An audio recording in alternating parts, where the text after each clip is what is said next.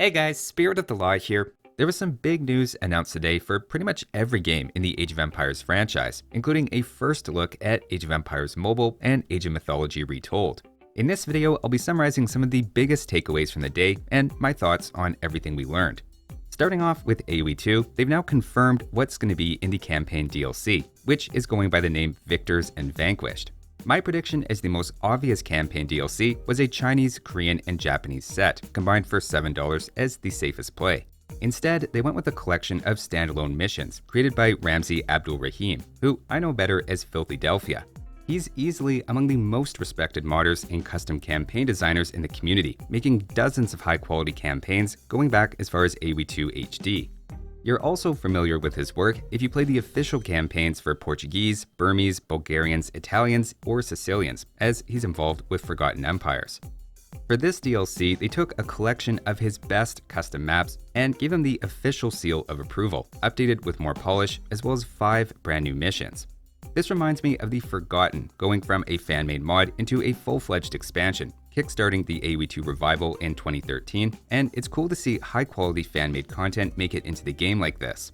As a sense of his creative style, he has one called Haiku of the Ronin, which is probably best described as a puzzle and choose-your-own adventure story more than a traditional campaign, with a final poem that reflects your journey, both good and bad depending on your decisions.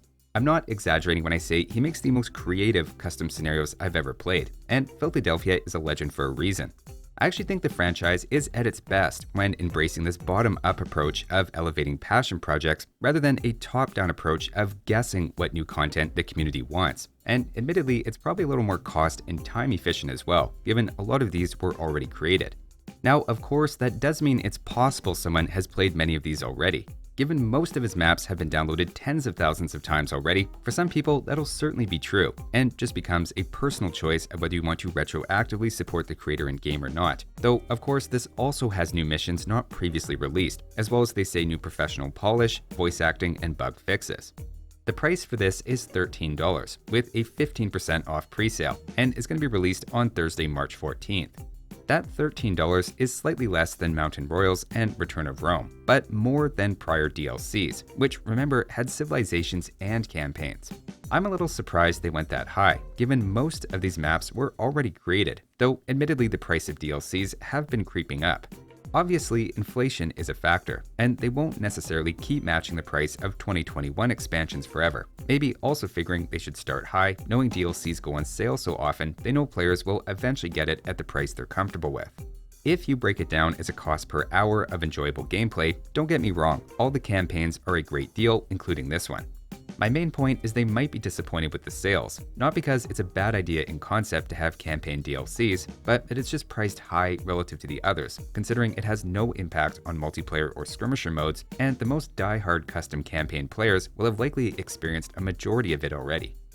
Moving on to AoE3, we knew there was going to be a new DLC with 2 civilizations, as that was already announced. Earlier this week, I guessed either Poles or a Persian civilization, and it turns out it's going to be Poles and Denmark as a Baltic-themed expansion. It sounds like it's pretty early in development though, with a late 2024 timeline, and no extra details or a good look at the new civs, but it at least confirms AoE3 is alive and well, getting new content this year. I have to admit, I'm surprised at how well supported AoE3 has been given its smaller player base relative to AoE2 and 4. And the live show reminded everyone that that game is free to try, telling me they really want to build up the numbers and think the experience of playing is going to sell people on it. Honestly, it's a win-win for the player base of that game and everyone who likes the other games in the franchise who might be curious to try it out. Next up, for AoE4, I suspected there might be a hint at another DLC in the works, but there's actually no news on that front yet. Instead, the only reveal is that in the upcoming season starting soon, they'll be adding Team Ranked on Xbox and a free-for-all mode to Quick Match. AoE4 got the least amount of news by far, but considering they recently put out a big expansion, that's maybe not too surprising. Next up, we finally got a look at AOE Mobile. Heading into today, it wasn't totally clear if this was going to be a port of an existing Age of Empires game onto mobile that tried to keep everything as similar as possible, or if it was going to go in a brand new direction. Remember, the console ports last year kept AoE2 and AoE4 functionally the same, and there's been speculation over whether that's what the mobile game was going to be or not. The reveal today for AOE Mobile shows this is a new game being made from scratch. We see that hero units are going to play a major role, which you level up and who use special abilities, with an almost Age of Mythology-like vibe in a few moments from what I've seen, though this style of very animated actions and powers is more common in mobile games. I actually have access to more footage than was revealed today, and while I haven't played the game myself, it's enough to get a sense of what they're going for. From what I can tell, the game seems broken up into a home city where you construct buildings to presumably level up and train units at your own pace, and they mention pre-planning and city building as an important element of the game. You then have other parts looking like a campaign map, and they talk about exploring, where there's signs that players' citadels appear, with then a battle map that is featured heavily in the promotional material. The battles in the trailers seem to focus on capturing a wonder after assaulting a city, either on your own or with what looks like other players working together. At one point, they mentioned having hundreds of players in a battle at once, in addition to PvP or single-player content.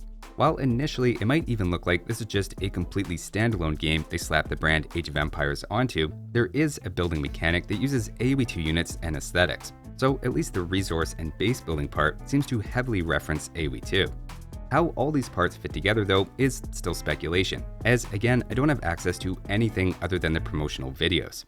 We'll see if this ends up appealing to the same demographic as other Age of Empires games, or if like Age of Empires Online is going for a slightly different market. But either way, it's nice to get a look at the game and settle a few questions that players had. And finally, they also revealed Age of Mythology Retold, which I know a lot of people were looking forward to news about. The showcase didn't really give too much of a sense of gameplay and just focused on the high-fidelity models, though the game is up on Steam now with a few screenshots that give a much better sense of how it looks.